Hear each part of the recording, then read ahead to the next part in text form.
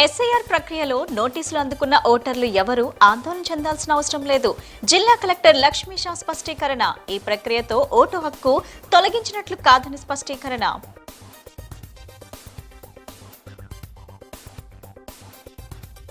Bhavanipuram housing board కాలనీలో ఎన్టీఆర్, మహాత్మా జ్యోతిరావు పులే విగ్రహాలు ఆవిష్కరించిన ఎంపీ కేశినేని శివనాథ్ మహనీయుల సేవలను మరువలేమని వ్యాఖ్య.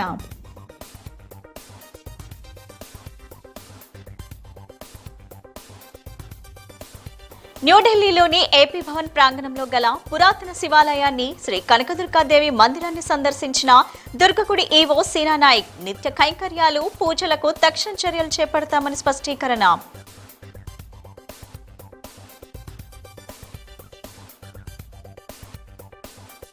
శబరిమలలో భక్తులకు మెరుగైన సౌకర్యాలు కల్పించడంతో పాటు అదనపు రైళ్లు ఏర్పాటు చేయాలని కేంద్రంతో మాట్లాడదాం.